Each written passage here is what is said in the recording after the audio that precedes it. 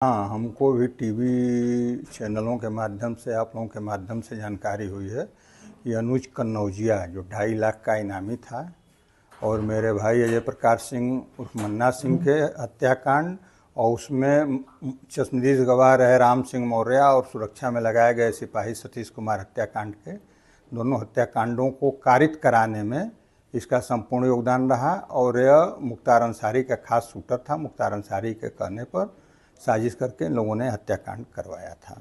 ये कितना hardcore criminal था? ये 26-27 मुकदमे इस पे हैं, कई हत्याओं के हैं। यह बड़ा अपराधी था और वसूली भी करता था।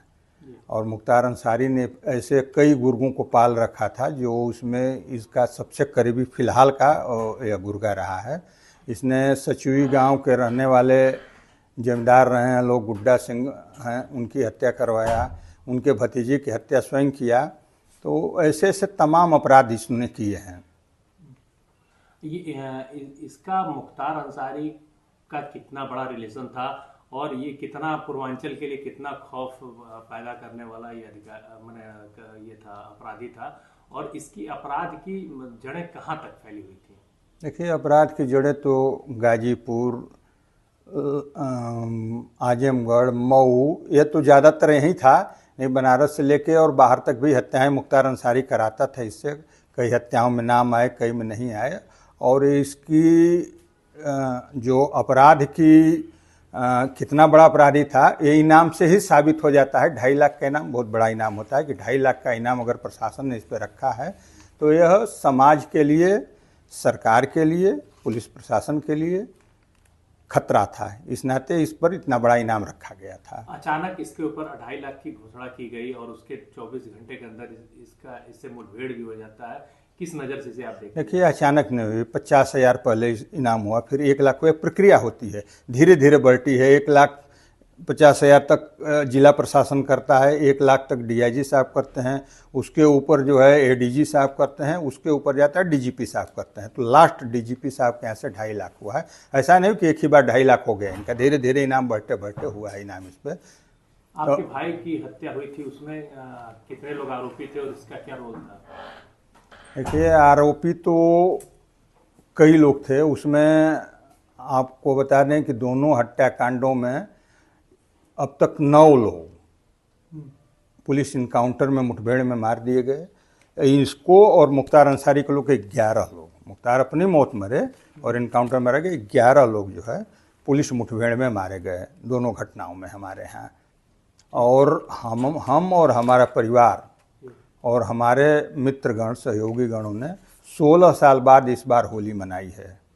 मुख्तार अंसारी की जब मृत्यु हुई है और इसमें गोली चलाने वाले लोग लगभग सारे लोग मार दिए गए, बड़े साजिशकर्ता मुख्तार अंसारी थे। तो 16 साल के बाद हमारे परिवार ने, हम लोगों ने होली मनाई। और अब आज हमारे लिए दीपावली, इसके मरने के बाद हमारे लिए, हमारे परिवार के लिए दीपावली है। यूपी सरकार का क्या रोल रहा है इस मुठभेड़ में और किस तरह से यूपी एसटीएफ ने इसकी सुरागरसी की और कितनी सफलता इसमें प्राप्त की है और अभी कितने लोग इसमें अभी बाकी हैं? देखिए, जब से 2017 के बाद भारतीय जनता पार्टी की सरकार बनी और पूज्य योगी जी मुख्यमंत्री हुए, तब से लगातार अपराध और अपराधियों के खिलाफ, भ्रष्टाचार, भ्रष्टाचारियों के खिलाफ लगातार कार्रवाइयाँ होती रही हैं। और पूज्य योगी जी ने कहा कि अपराध पर जीरो टॉलरेंस चाहिए। उसी नीति के तहत एसटीएफ हो, पुलिस हो जिले की, सारे लोग काम कर रहे हैं। और मैं धन्यवाद देता हूं, आजीवन आभारी रहूंगा पूज्य योगी जी का कि जिनके नेतृत्व में हमारे भाई, उसमें जो सहयोगी रहे राम सिंह मौर्य और सिपाही बेचारा जो उसमें था सुरक्षा में, हम कहते हैं कि मेरे भाई से एक बार लेकर, हो सकता है कि ठेकेदारी को लेकर मुख्तार गुंडा टैक्स मांगते थे, नहीं देते थे तो भाई की हत्या कराए। लेकिन उसमें वो राम सिंह मौर्य का कौन दोस्त था? वो तो मुनीब था। उसमें उस सिपाही सुरक्षा में लगाया गया था, बेचारा दलित सिपाही था, उसका क्या दोस्त था? उसकी हत्या क्यों की हुई? जब निरपराध लोगों की आप हत्याएं करते रहोगे तो आप पे भी वही पड़ना है। तो वही हुआ है, इन लोगों के साथ भी हुआ है।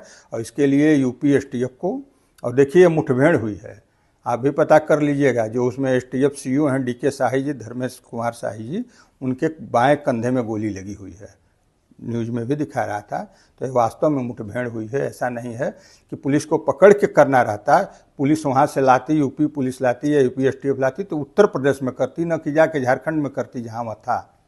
तो वहाँ मुठभेड़ हुई है, ये वास्तविक मुठभेड़ नहीं है।